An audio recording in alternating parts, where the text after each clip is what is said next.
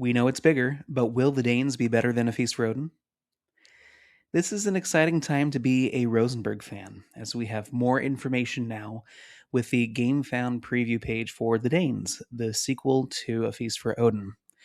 We knew it was going to be a bigger game, literally, and if you know how big A Feast for Odin is already, then you know The Danes will be a massive box. In addition to that, we've got some information about what the game actually is and when it will release, roughly. It looks like we will have crowdfunding starting this October, and the game will be slated to arrive at doors in quarter three of next year, 2027. And then finally, we do have more information in terms of a rulebook and a booklet containing more information about the cowpangs of this game. More on that later, which is a big difference between the Danes and the base game. But I wanted to know how much will be different and what will be the same compared to A Feast for Odin. I read the rulebook and I want to relay some of the findings that I have for you to help us make this decision and ultimately kind of think about whether the Danes will be a better version of A Feast for Odin or if it's going to be a completely different experience.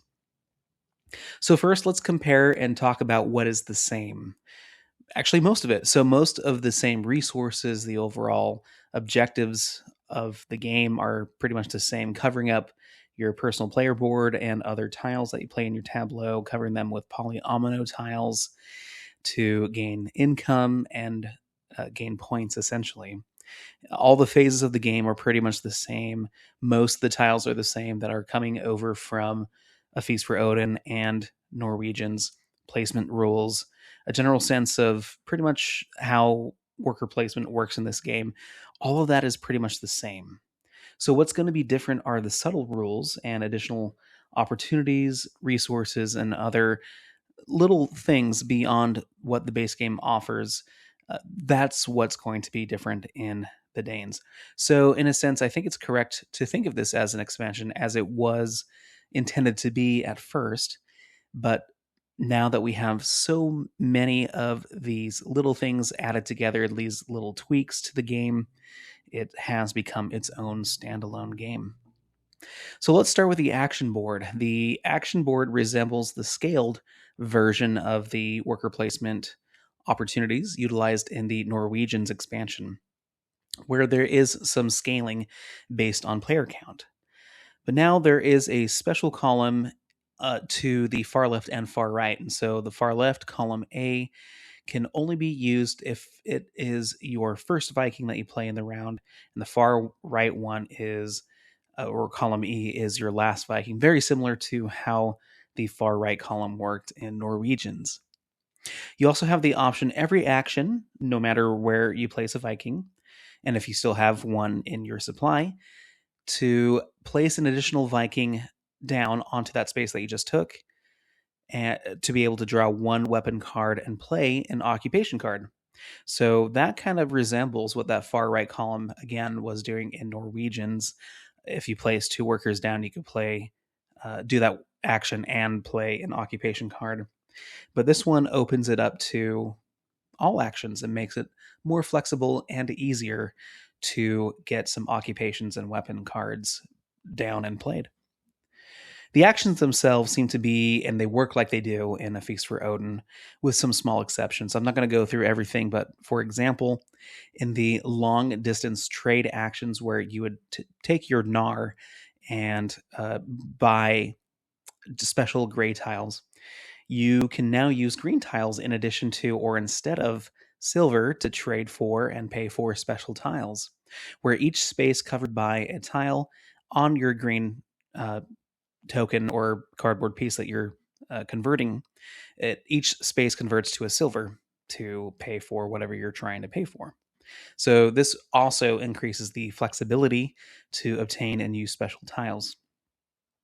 There are now action tiles that are variable and drafted at the beginning of the game. And there are some more that come throughout the game as well.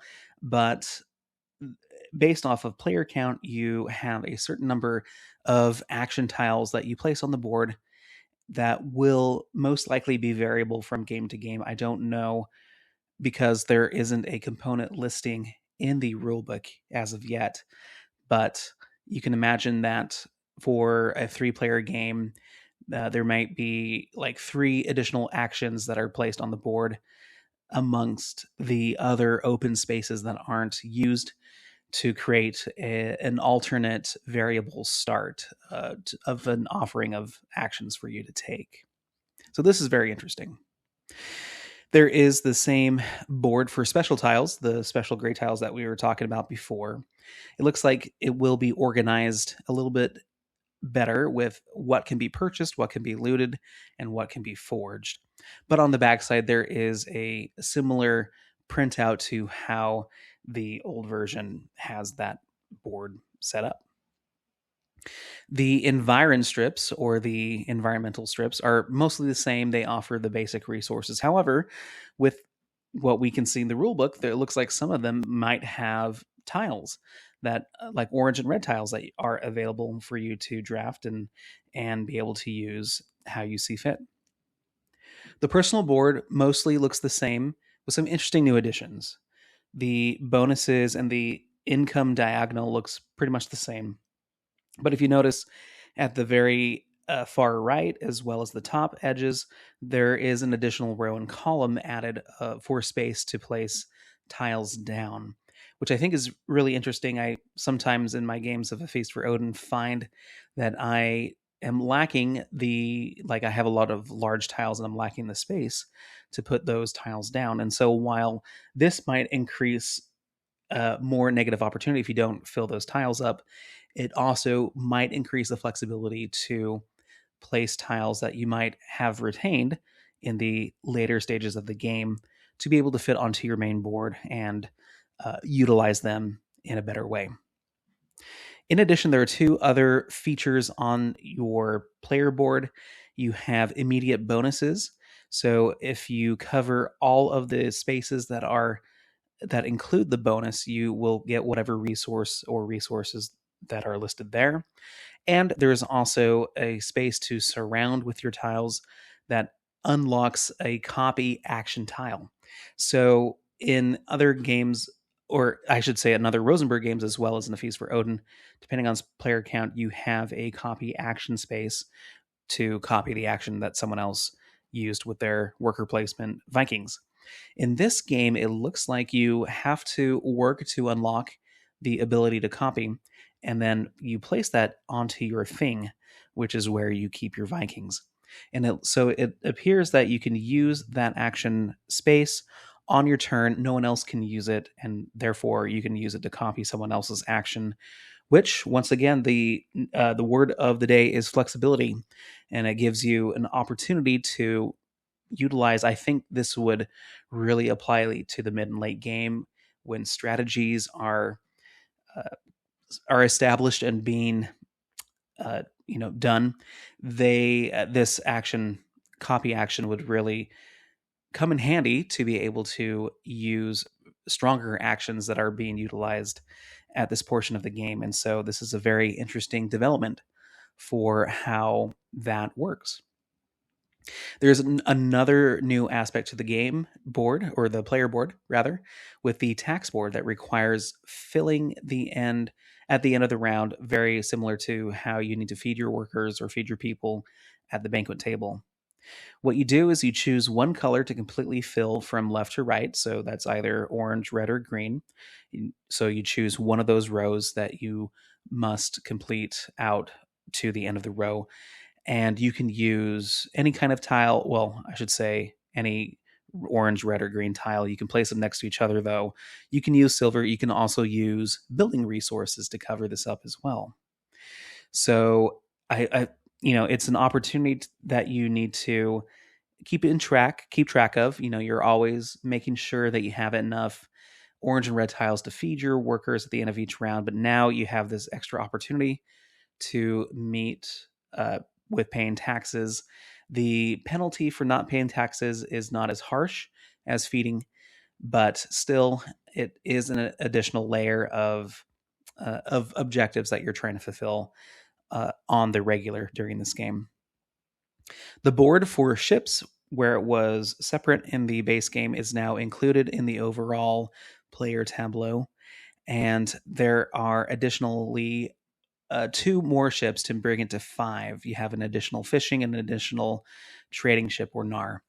They're called differently in the game, of course, but more on how some of these ships work. There are some additional icons to what they offer, but for the most part, they work the same, just with different levels of strength now. The starting resources are going to be the same in terms of everyone gets one weapon, each type of one weapon card at the beginning of the game, a mead tile, and a starting occupation, one of two cards that are dealt to you. But now you also additionally start with one red egg, which is a single tile similar to a single silver, which is a new type of tile in this game. And based off of player count, you get an additional weapon card based off of your player turn order at the beginning. You also start with a new die joker, which is a cardboard tile, which can be used once per game to set any orange die roll, or at least the one that you use that die roll for, typically for hunting or fishing, and you set it to 3. And so you can use your weapons and resources to subtract from 3 to be able to successfully hunt or fish, which may or may not be difficult at the beginning of the game, depending on what you have. And so this is an opportunity to create a more fair experience if you go down that route in the early game. So finally, the biggest difference in the Danes compared to the base game is the Kalpangs. It looks like instead of exploring single island tiles, you will unlock boxes full of multiple tiles. They include the main Kalpang, which represents the island, but you also have additional building tiles, occupation cards, action tiles, and other special tiles as well. They are available and become unavailable in a similar fashion to how the islands are available at first and throughout the rounds. If they're not explored, they are flipped over and eventually sent away. And so very similar to how the Kalpangs will be handled here. Now, one word about the action tiles from the Kalpangs. When you surround the particular icon that represents the action tile in that Kalpang, you will take that action tile and place it onto the action board. And you will gain a silver if you do so, and I believe it's just column A. And if anyone else uses that action after you, then they will have to pay you a silver in a similar fashion to other Rosenberg games like Le Havre and or Labora. The additional buildings given in the Kalpang boxes are once again only made available to you to build from once you surround that particular icon in the Kalpang, and you can use special tiles to let you know if one is available to build and use or not. One is green, which says yes, you can build it. Red is I haven't surrounded it yet, to kind of help you keep track of that. And Kalpang boards have construction spaces too, where it looks like you need a special resource to be able to place on it, but you essentially can trade a building resource to build that particular thing, like a grave or whatever it's representing. Finally, with the Kalpang tiles, you can send ships to them permanently. So you lose the ship and you lose the points it represents, but it covers up any negative points, and it gives you a one-time ability based off of the transportation icon, which is located on the ship card or the ship tile, to take as many of orange and red resources as those that transport represents, and to be able to place them onto your Kalpang, once again, only once per game, based off of the ship that you have placed to be shipped there. And then finally, an overall variant to the game itself normally lasts 8 rounds, and there is a variant with rules to play it in a shorter 6-round version, and the same 8 and 6 round rules will apply for the solo game, which plays very similarly to the base game. Finally, what do I think of the Danes based off of the information that we have? So I overall am very excited with the new changes and additions that this game is going to make.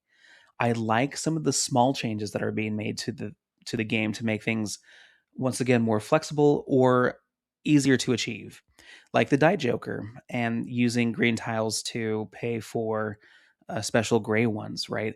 It's these small tweaks that I think adds a lot more flexibility to this game, and the opportunity to not be done in by the randomness, right? There are dice rolls, card flips, things like that. The action tiles that are set up at the beginning of this game as well could potentially hinder or support a strategy that you're pursuing. So I'm excited to explore that. Of course, I'm excited to explore all of the new Kalpang sets and what they offer, based off of when they come out and are available during the game, and how they might interact with the main resources and opportunities that the game gives, as well as with each other. And so, a part of A Feast for Odin that makes it special is that it's a very chess like game, right? And so, I think this is while both games will play overall very similarly, I think this is the takeaway that I got from this that might persuade you to try this game or not, right? Based off of your preferences. So, anyway, so A Feast for Odin, the way that a typical game for me, and I've played this game about 50 times or so, on mostly online. There are those who play it better and have played it more, but in my perspective, A Feast for Odin starts with, and it might appear very sandbox in nature with a lot of different things to pursue, but you kind of settle in on a certain particular strategy, whether that is, hey, I'm going to focus on getting as many islands as I can and filling them up, which is generally what you do anyway. But you can also subspecialize in exploring with ships, turning them over, or emigrating with ships rather, and turning them over for points. You can also focus on, like with Norwegians, you can focus on breeding animals as a viable strategy, etc. Right? There are different avenues that you can pursue.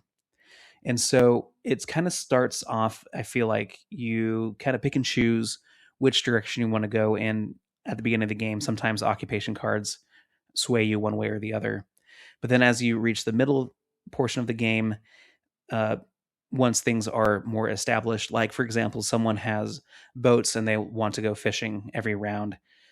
Maybe someone else is playing boats as well, and they compete for that fishing spot, or you find an opportunity to block your opponent from doing that. And so it starts off very wide, but then it gets very competitive with certain hot actions being competed for often during the mid and late game. And the same goes for islands as well. Certain islands tend to be a little bit better with certain strategies. And so if you know what strategy someone is going for, then you can get an idea of what islands they want to pursue. All that to say is that it feels very chess like. A Feast for Odin offers randomness in a few areas, one being the occupation cards, and two being the dice rolls, right? And there are other ways as well, like the environment strips and things. But uh, basically, there's not a lot of variability when it comes to this when you play A Feast for Odin. And in my opinion, the occupation cards don't really make or break every single game. They may come and be relevant in a few games overall, but the chess like experience is variable and makes the game variable and feel it because of what other players are choosing to do. It's not the game itself creating abundant variable starting situations or events happening throughout the game, or extreme randomness as well to dictate how each game feels differently. And so Rosenberg tends to make games like A Feast for Odin, like Ort Labora, especially Fields of Arl, which are pretty static, Caverna, which are pretty static from game to game. There's slight changes to make things a little different every time, but the overall approach may or may not be the same. And things are different because of how players choose to make decisions and interact in different ways. And so playing with different players is what makes the game different every time. And this is very true for other games too. I've explored and talked about Splotter games, which this is very much the focus of player design, or board game design, is having player agency be the focus of how each game plays differently every time, and player account as well. And so overall, I think the Danes is taking an approach that is closer to what a modern Euro game tends to feel like, with additional game set variabilities with the different action tiles and such, rather than having it be more chess like and more static like A Feast for Odin is. And so that may or may not appeal to you. I think most of it is going to be the same, and it's essentially going to be A Feast for Odin, but with like you remove all the islands and include like a bunch of additional material to understand and internalize with the new Kalpang sets. I compare this. Another comparison that I had with this was like Terra Mystica was very much a game that you could analyze and not have a lot of variability, or it's a very attainable um, understanding of the variability that is present there. And then you have Gaia Project, which has a modular board, it has a modular tech tree, and so it feels very approachable. It's a lot easier to have people of different levels of skill play that game and feel like they have a fair shot versus a more chess-like game where the advantage, in my opinion, is much greater for those who understand the game better. So I think that's the biggest difference. And then one final thought about the occupation cards. That's one area of A Feast for Odin that I have a particular drawback to. I really enjoy Agricola because of the card play and how core it is to creating an interesting experience every game, finding the combinations of those cards to build out your asymmetric player powers throughout the game. And in A Feast for Odin, a lot of those cards didn't offer that opportunity. And I think to the point where with Norwegians, you could just play those cards and just take a victory point token and not use the card's effect, right? And so it's that same rule does apply here in the Danes, but I did hear on forums, I'm pretty sure that the occupations were taken into account and will hopefully be either, call it more balanced or call them more relevant to the game. And so I'm very hopeful that they will play an additional role. I think what will help that is that there are certain occupations that come with each Kalpang, in addition to what I assume, since we don't have the component list yet, are a stack of general occupation cards to take as well. But these occupation cards, I think, since they might be tied closer to the Kalpangs, may be more relevant to consider when you do take those sets and try to play them and maximize their benefits. So I'm very hopeful for that. And because of that, I am very excited to play the Danes. I think it's going to be like 80 to 90% similar, but it's the differences are essentially just more material in the sense of like an expansion with slight tweaks to the rules to make it more flexible and perhaps approachable to a wider audience rather than those who enjoy a more static and chess-like experience that A Feast for Odin offers. So what do you think about this information? Let me know if you are excited for or are not excited for the Danes and what it has to offer. Let me know in the comments down below. Thank you very much, and thank you for watching this video, and hope you have a great one. Take care.